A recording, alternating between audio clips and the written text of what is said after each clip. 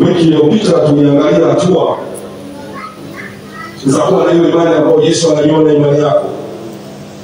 Na hatua ya kwanza tuliyoanza nayo ilikuwa ni kusoma neno na kuamini neno lake.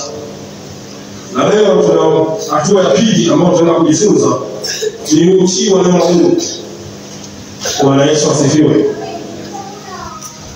Tusome katika ile Yakobo 1:22 aliyepata naomba asome. Yakobo 1:22. Yakobo 1:22. Naomba tusome kwa haraka. Yakobo 1:22. Lakini iweni watendaji wa neno, wala si wasikiaji tu, hali mkijidanganya nafsi zenu. Yakobo huyu ndugu yake bwana anatuambia, lakini si wasikiaji wa neno, bali si watendaji, alijidanganya nafsini mwenu. Kama tunavyoona katika hili andiko ni kwamba tunaposikia neno lakini tusilifanyie kazi, ni sawa na mtu ambaye hasikii kabisa. Kuna tofauti na wale ambao hawalisikii neno kabisa. Bwana Yesu asifiwe. Wewe utii mshindi wa kweli wa imani. Tunapoonyesha kwa vitendo na kutii neno la Mungu, kwanza tunaamini katika hali za Mungu. Na katika kuamini katika hali za Mungu, tunakuwa na hali ya matokeo kwa sababu neno la Mungu ni kweli. Bwana Yesu asifiwe. Ukisoma katika Yohana 14:15, Yesu anasema mkinipenda mtazishika amri zangu. Yesu hakuangalia tu ile hali ya kawaida ya kumpenda kwa maneno tu, hawa hisia ndani. Yesu kumpenda, yeye anakutazama kwa namna tofauti sana. Anakutazama kwa namna ya kuzishika hizi amri zake. Anasema mkinipenda mtazishika amri zangu. Basi tuangalie hatua kadhaa za kuweza kuhakikisha kwamba tunatii neno la Mungu. Tunapokuwa tunasoma neno la Mungu tunalitii. Asubuhi tunajifunza juu ya habari ya Biblia au neno la Mungu. Basi katika hatua hii ya pili, ya kwanza tuhakikishe kwamba tunaamua kutii mapema hata kabla ya changamoto au tatizo linatokea.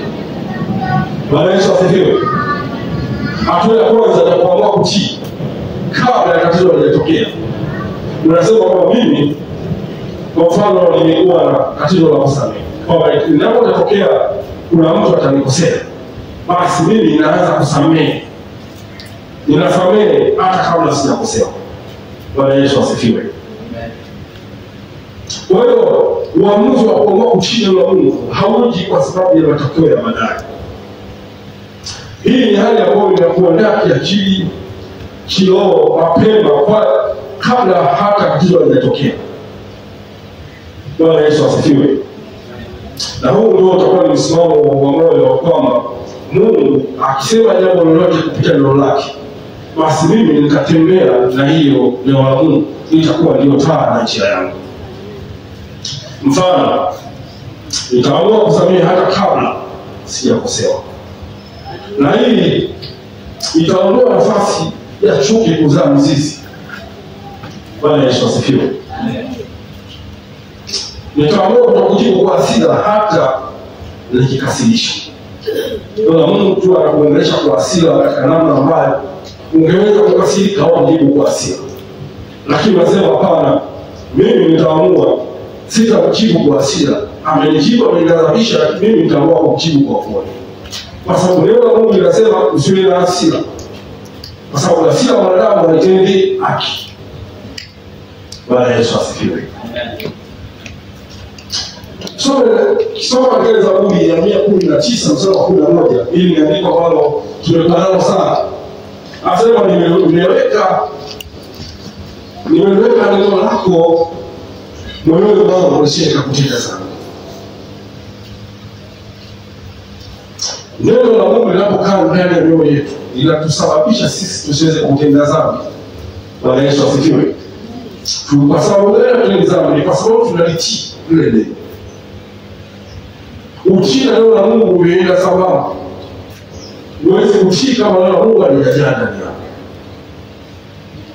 Lakini hatua ya pili, kumbuka bado tuko katika hatua hii ya pili ambayo ni kutii neno la Mungu.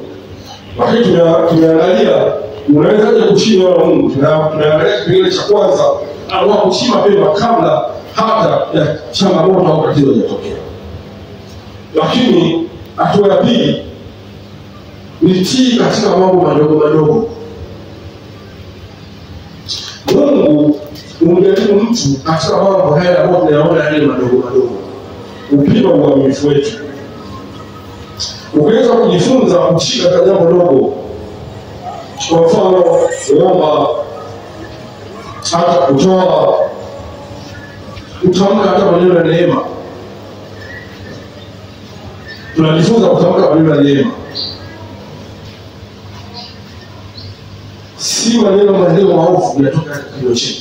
Yale mambo madogo ambayo unaweza kuyaona hii ni jambo la kawaida. Mungu anatazama katika hali. Usiache uweza kuchukua hatua ndogo ndogo, si mpaka ifike hatua kubwa. Kwa mfano, tumishi wa Mungu amefundisha hapa kwa kila kama unasikia kufundisha kuhusu kutoa sadaka, basi unaanza hata kwa kile kidogo ulicho nacho. Tumefunza kwa mfano, tumejifunza hapa sana umuhimu wa Kristo kuomba. Basi anataka kuchukua hatua. Bwana Yesu asifiwe. Hata kwa dakika chache kila siku kuomba. Ndio Mungu anasema ombeni bila kukoma. Katika Wathesalonike wa pili 5:17. Lakini katika Luka 18 mstari wa kwanza inasema tuombe. Ishara ya kutii ni pale ambapo unaamua kuomba hata kidogo. Hatua ya kwanza hata kidogo. Mungu anatazama kwanza utii. Japokuwa ni hatua ndogo, ni mwanzo mdogo, lakini Mungu anaangalia utii. Si lazima sana mwanzoni uombe kwa muda mrefu, lakini waonyesha utii hata kwa kidogo. Kwa mfano tena Biblia inasema semeni kweli kila mtu na jirani yake. Soma katika Efeso 4:25. Basi kataa uongo, hata ule uongo wa kawaida. Bwana Yesu asifiwe. Tusome katika Luka 16 mstari wa 10. Mwisho wa Luka 16 mstari wa 10.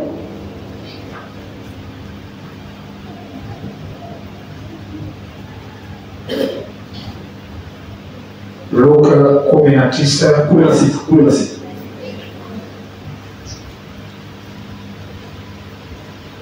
Mstari wa 10.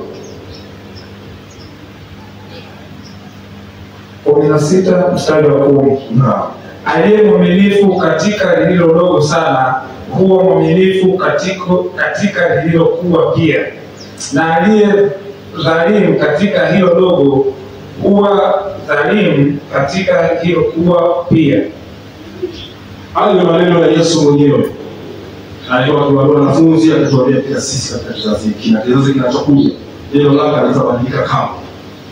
Kwa hiyo Mungu anataka tuanze hata kwa yale mambo madogo kuwa waaminifu.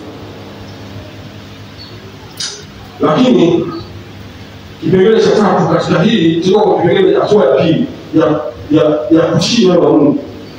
Usiangalie hali au hisia au hali yako ya sasa, bali angalia kilichoandikwa katika neno la Mungu. Wakati mwingine hatupendi kutii neno la Mungu kwa sababu ya mazingira tunayokuwa tunapitia, au pengine mazingira tunayonayo si mazingira ambayo yanakupa uhalali wewe wa kuweza kutii neno la Mungu. Lakini imani ya kweli haifungi ya hisia wala mazingira, inafungwa kwa ahadi ya Mungu. Bwana Yesu asifiwe. Bwana Yesu asifiwe. Amen. Haujisi kuomba basi omba hata kidogo, kwa sababu neno la Mungu linasema omba pasipo kuomba. hali yako ya kifedha sio ngumu, basi toa hata kidogo, si kwa ziada, bali kwa sababu ya kutii. Kusoma ile andiko la Korintho wa 2:5-17 linasema kwa maana kuenenda kwa imani wala si kwa nini? Kwa kuona. Kuenenda kwa imani lakini si kwa kuona. Lakini hatua nyingine, kipengele kingine katika hatua hii ya pili ya kutii neno la Mungu, niandika jambo moja unaotakiwa kulifanya na ulifanye siku hiyo. Andika jambo moja unaotakiwa kulifanya na ulifanye siku hiyo. Hapa kumbuka, tunajifunza kutii neno la Mungu. Tunajifunza kutii neno la Mungu. Andika jambo moja unaotakiwa kulifanya na ulifanye siku hiyo. Kwa mfano, tunajifunza jambo jipya katika neno la Mungu. Usiache lipite hivi hivi. Chukua hatua. Lifanye kuwa la vitendo mara moja. Liandike, omba neema, alafu liache litende kazi. Kwa mfano, tunapokuwa tumesoma kuhusu kuomba kwa ajili ya maadui. Kila mtu ana adui hapo. Biblia inasema tuna maadui, ingawa tunawajua watu wajui. Bwana Yesu asifiwe. Biblia inasema mpende adui yako. Waombeni wanaofanyaje? Wale waozi. Ni adui mmoja tu ambao tukiwapenda. Ni jeshi la mapepo wabaya katika ulimwengu wa ufalme wa mamlaka, lakini mwanadamu yoyote Biblia imetukataza. Imetuambia mpende adui, wabarikiwa na nini? Wale waozi. Basi hatua ya kufanya, unaweza ukaandika kila la mtu anaokuhusu na waanza kumwombea. Ukikaa katika listi wiki au mwaka ule, kuna mtu ambaye mwingine alinisababishia mambo mabaya ambayo yalinifanya nikawa na ushuru ndani ya moyo wangu. Basi leo hii andika jina hilo, halafu achukua hatua ya kwanza kumsamehe, lakini pia kumwombea.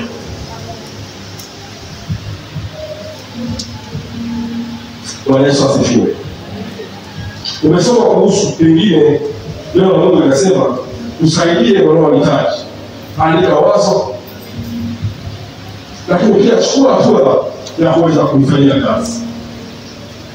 Tusome katika Korintho wa 2:5-6.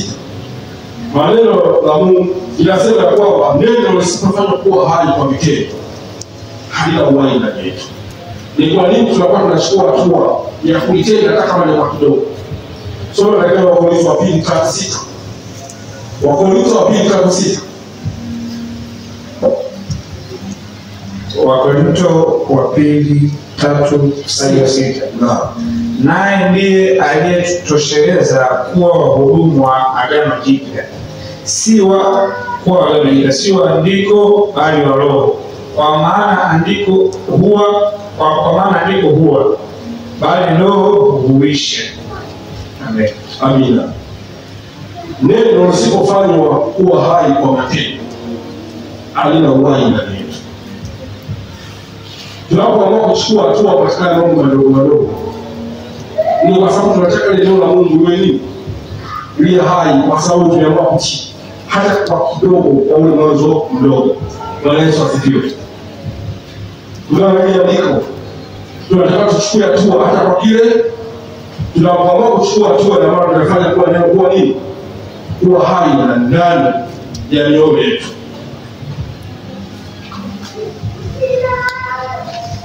Kwa hiyo uchukue neno la Mungu ujengwa katika maamuzi madogo madogo ya kila siku, ambayo yanaonyesha kwa imani yetu si ya maneno bali ya maisha. Ni kama vile unavyoona mtu anapoamua kujenga nyumba. Mradi siku nyingine mafundi wa kujenga, unapojenga nyumba unajenga kwa matofali. Sasa kila neno, kila tendo lolote la utii ambalo unalifanya unakuwa kufanya juu ya neno la Mungu. Ni sawa sawa na mtu anapojenga tofali. unapeleka mtini. Sasa mtu unapojenga tofali, unajenga kujenga tofali, na kila tofali utakapojenga au kila utakapotia linampa Yesu nafasi katika moyo wako. Bwana Yesu asifiwe. Kwa kila aina neno lolote utakao kutii litampa nafasi Yesu katika moyo wako au moyo wako. Yesu anasema ukipenda utazishika amri zangu, na mimi na Baba tutakuja kukaa. Ukisoma ile Ufunuo 3:20 anasema, tazama nabisha, mtu akifungua mlango nitaingia kwake. Bwana Yesu asifiwe. Kwa mfano, ukisoma hii Mathayo 6:14 inasema habari ya kusamehe.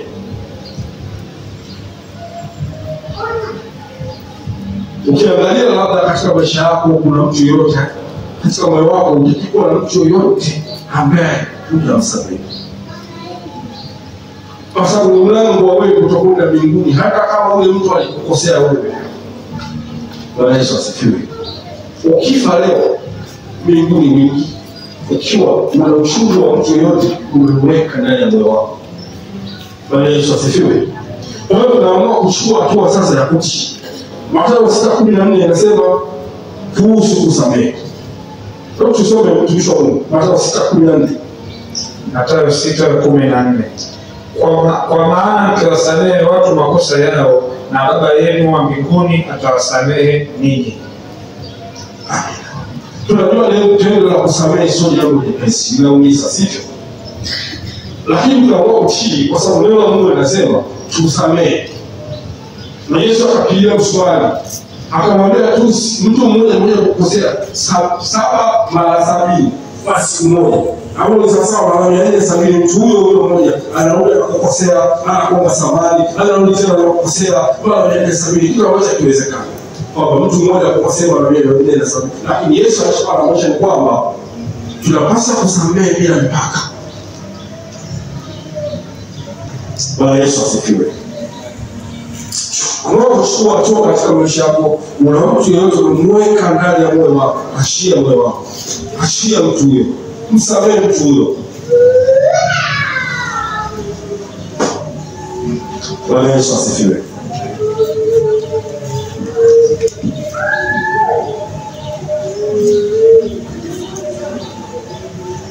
Tumejifunza juu ya habari ya kusema kweli, basi amua kuwa kweli. Uwe mtu wa kweli. Chukua hatua hata katika mambo madogo. Bwana Yesu asifiwe. Kwa hiyo usiwe na Mungu umejengwa katika misingi. Tunaomba msamaha pale ambapo tunagundua kwamba umekosea. Unaona umekosea, basi tunaomba msamaha. Sasa ndio la Mungu linasema hivyo. Tukizungumza dhambi zetu ni mwaminifu na wake. Bwana Yesu asifiwe. Unakataza kulipiza kisasi hata kama unahisi unayo haki. Neno la Mungu linakutaka bila kukataza usilipize kisasi kwa mtu ambaye amekukosea, hata kama unaona kabisa kwamba jambo alilokutendea hata kumwambia yote yule masikio yake yatawasha na atakwambia hakika unastahili wewe kumlipisha. Neno la Mungu linasema usilipize kwa sababu kisasi ni cha Bwana. Ukataza kulipa kisasi hata kama una haki ya kufanya hivyo. Bwana Yesu asifiwe. Kuwa mnyenyekevu hata kama mwingine anatambui kile unachofanya. Wewe kuwa mnyenyekevu. Sasa katika hatua hii ya pili, niomba wewe na mimi tutafakari. Ni jambo gani uliojifunza kutoka kwenye neno la Mungu ambalo utalitii bado? Ndani ya moyo wako anza kutafakari. Uambie moyo wako ni kitu gani ambacho neno la Mungu limesema lakini bado unaweza kutii. Andika neno hilo au maneno haya. Omba msaada wa Roho Mtakatifu. Chukua hatua moja ya utii siku ya leo. Bwana Yesu asifiwe. Hatua ya tatu ya kuwa na imani ambayo Yesu anaiona ni kutenda kwa kujitoa hata kwa gharama. Hatua ya tatu ni kutenda kwa kujitoa hata kwa gharama. Tusome katika Luka 9:23. Luka 9:23. Kutenda kwa kujitoa hata kwa gharama. Luka 9:23. Luka 9:23. Akawaambia wote, mtu yeyote akitaka kunifuata na ajikane mwenyewe, ajitwike msalaba wake kila siku anifuate. Ndio maneno ya Yesu mwenyewe. Yesu aliitwa ufuasi wa mdogo tu. Kwa watu ambao wanafuata, watu wengi wanafuata, wengine wanafuata, lakini kwa ule ufuasi sio ufuasi wa ndani. Yesu akasema watazama kwa sababu yeye ni Mungu anaona. Hata leo hii pia kuna watu wanamfuata kwa mfuasi huo. Akasema hapana. Mtu anataka kuanza kumfuata, lazima kwanza ajikane ndani yake. Alishamue. Ajue kwa msa kwamba kweli niliamua kumfuata Yesu. Na kisha abebe msalaba wake. Na kumfuata kwa gharama. Tunaposema gharama tunanishi wanaitwa asifiwe. Kwa habari ya pesa, kwa habari ya paa. Imani ya kweli haipo tu kwenye moyo au maneno, bali inadhihirika katika matendo ya kujitoa. Hata pale tunapokuwa na gharama binafsi, iwe ni wakati, muda, hata kuwa mahali hapa, ni kwa sababu upendo wako mbele za Mungu. Bwana Yesu asifiwe. Wakati mwingine kama ni fedha, wakati mwingine umeandisha baadhi ya vitu vyako kwa ajili ya Mungu. Sasa vipengele vya kufanya ili tuweze kufikia hii maana. Fanya huduma hata kama hakuna malipo. Bwana Yesu asifiwe. Utumishi wa Mungu ambao kwa mahali hapa wote hakuna anayelipwa, nakuja ili mweze kufanyia kutolea kwa ajili ya mazoezi. Huo wote ni utumishi mbele za Mungu. Kwa hiyo huduma ya kweli sio tu kazi ya kutafuta faida, bali ni kujitoa kwa ajili ya Kristo na watu wake. Fanya kazi ya Mungu hata kama hakuna mtu anayeona. Wakati mwingine unaweza kufanya jambo fulani la kimungu na hakuna mtu anayeona ila Mungu pekee. Bwana Yesu asifiwe. Au hakuna malipo ya kifedha au ya namna yote. Kwa mfano, nakumbuka mtumishi mmoja huwa anapenda kumtolea mfano. Timu Joshua, mnamfahamu. Kwa level yake alikuwa mtumishi mkubwa sana kwa miaka mingi. Lakini unamuona anakuja na anasafisha vyoo. Mtumishi yule kila siku anakuja anasafisha vyoo. Yule kanisa lilikuwa ni kubwa sana, lakini anakuja anasafisha. Anafagia kila kitu kimoja na kwenda. Bwana Yesu asifiwe.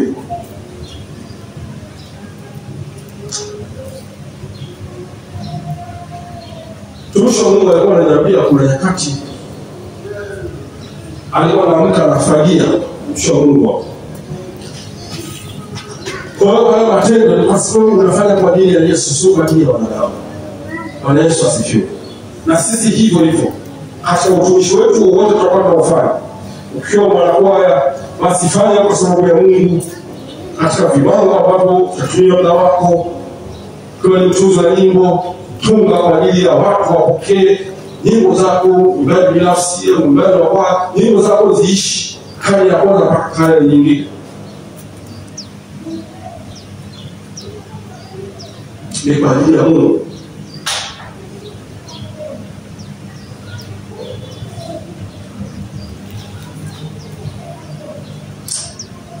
Sura Wakolosai 3:23. Wakolosai 3:23.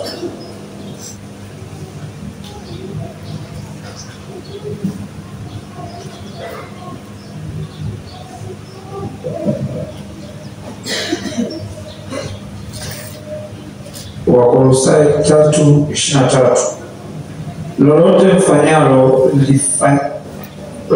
mfanyalo lifanyeni kwa moyo, kama kwa Bwana wala si kwa wanadamu. Hapa Mtume Paulo anatuambia katika Wakolosai 3:23, kila mfanyalo lifanyeni kwa moyo wote, kama kwa Bwana wala si kwa wanadamu. Kwa habari ya Mungu yote tunayofanya kwa habari ya Mungu, kila tunalifanya kwa moyo wote. Ukifanya jambo lolote la kimungu, alafu likiwa sanatoka katika moyo wako wote, bado Mungu anahuzunika.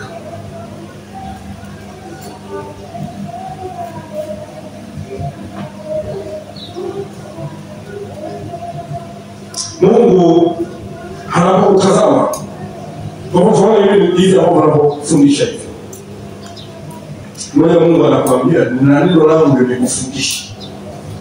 Wakati unaweza kudhani kuna ni mtumishi mwingine alisimama au isikia anasema fulani, lakini ni Mungu mwenyewe anakuwa akisema, au umefanya jambo fulani ni kwa ajili ya Mungu.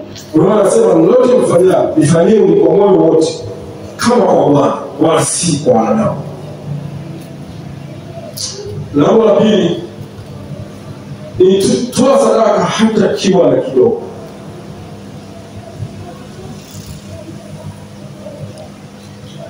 Tofauti na kutoa unaotokana na ziada. Kwa mfano tunaona wa Yesu, wakati alipomtazama yule mama maskini, Bwana Yesu asifiwe, inawezekana ndio alitoa kidogo mno kuliko watu wote, lakini Mungu aliwaona matajiri kuja wakija kutoa kwenye ziada zao, sivyo? Tukisema sasa hivi mmoja alitoa 10,000 ngapi, hata huyu mama akatoa senti, lakini Mungu alipomtazama akasema huyu mama ametoa kuliko watu wote, na akatoa sababu pale, akasema wengine wote wametoa kukala nini na ziada.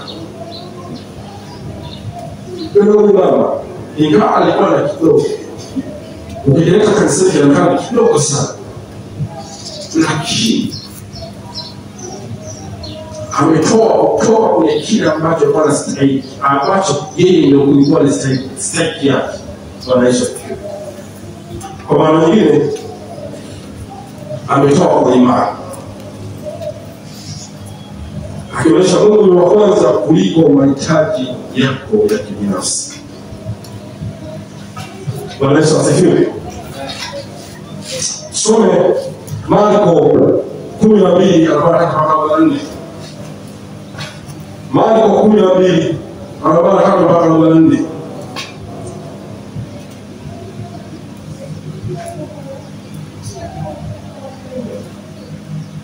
Marko 12:43-44.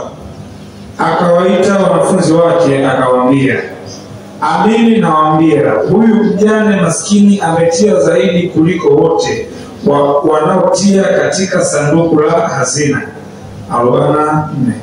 Maana hao wote walitia baadhi ya mali iliyowazidi, bali huyu katika umaskini wake ametia vyote alivyokuwa navyo, ndiyo riziki yake yote pia. Amen. Kwa maana nyingine, haina maana Mungu pia anataka kitu kinacho wewe unachokiona ni cha thamani. Bwana Yesu asifiwe. Iwe ni muda unaojisameka kwako. Bwana Yesu asifiwe. Amen. Bwana Yesu asifiwe. Amen. Lakini kipengele kingine ni endelea kumtumikia Mungu hata unapopita katika changamoto au matatizo. Endelea kumtumikia Mungu hata unapopita katika changamoto. Changamoto hazipaswi kuwa sababu ya kuacha kumtumikia Mungu. Kwa kweli unapopita katika changamoto hizo, ni nyakati ambazo unatakiwa kuimarisha imani. Unatakiwa kubaki mwaminifu ndipo imani yako inapopimwa. hata katika nyakati ambazo ni za maumivu, upweke au upinzani, unapaswa bado kubaki imara katika kuamini Mungu. Bwana Yesu asifiwe. Wengi wanaona katika changamoto mbalimbali, magonjwa, hali za kifedha, mahusiano hapa na pale, lakini bado neno la Mungu linatuambia kwamba lazima tubaki katika kumtumaini Mungu.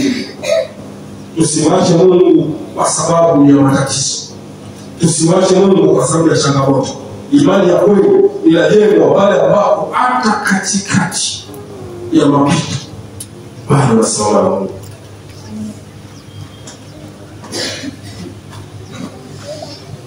Tusome katika ile wa Korinto wa kwanza 15:58.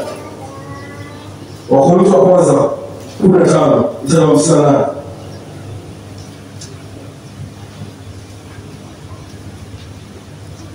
Wa Korinto wa kwanza 15:58. Basi ndugu zangu wapendwa, muimarike, msitikisike, mkazidi sana kutenda kazi ya Bwana siku zote, kwa kuwa mwajua ya kwamba taabu yenu sio bure katika Bwana. Bwana Yesu asifiwe. Neno la Mungu linatuambia kwamba kazi yetu si bure. Kazi yetu sio bure. Bwana Yesu asifiwe.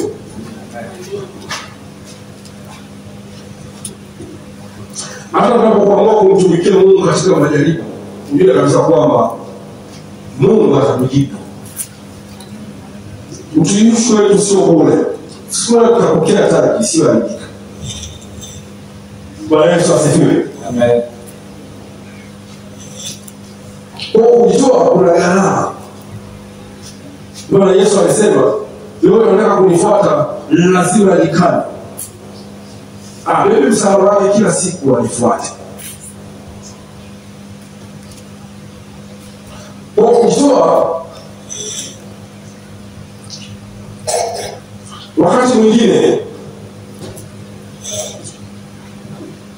unaumiza, unagharimu. Bwana Yesu asifiwe. Amen. Sasa jiulize,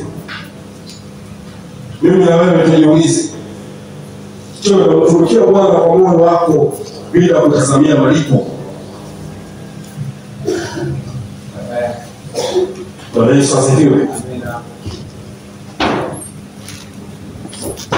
Je, unatoa kwa imani au unatoa kutokana na ziada? Sadaka yako imejengwa katika msingi upi? Kwa ziada au kwa imani? Kwa imani. Je, unamfuata Yesu hata unapoumizwa au unapochoka? Kuchoka tunaishi tu kimwili. Mwili ndio wakati mwingine unachoka. Bwana Yesu asifiwe. Amen. Tuangalie hatua nyingine ya 4, ni kushikilia ahadi za Mungu hata katika magumu. Bwana Yesu asifiwe. Hatua nyingine ya 4, kushikilia ahadi za Mungu hata katika magumu. Msibiti watoto. Kushikilia ahadi za Mungu hata katika magumu. Waebrania 10:23. Waebrania 10:23.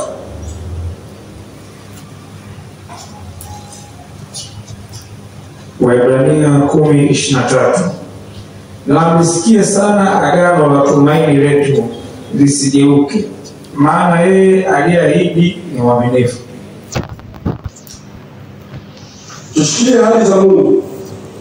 Kushikilia ahadi za Mungu ni tendo la imani la ndani. Inaozilika wakati ambapo kile ulichokusifia bado hakijakuwa. Kwa mfano, majibu yako yamechelewa. Umeomba kwa muda mrefu, unapita katika magumu na umefunga na kuomba, umeomba sana, lakini bado mambo ni yale yale.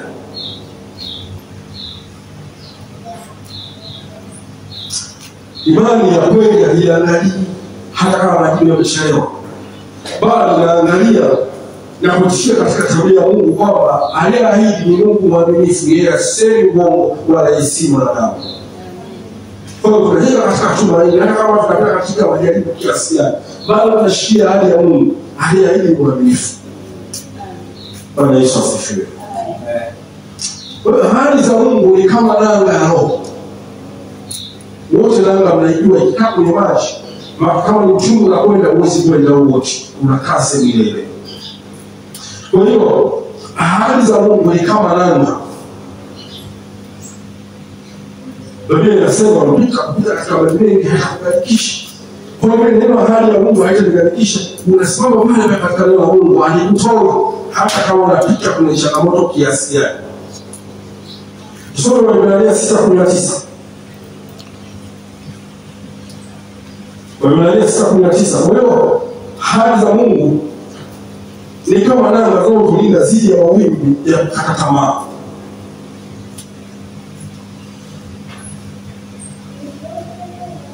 Waebrania 6:19. Tulio nayo kama nanga ya roho yenye salama, nitarudia. Tulio nayo kama nanga ya roho yenye salama, yenye nguvu, yaingiayo hata mlimo ndani ya pazia. Amina. Kwa hiyo imani, ahadi za Mungu ni kama nanga ya roho.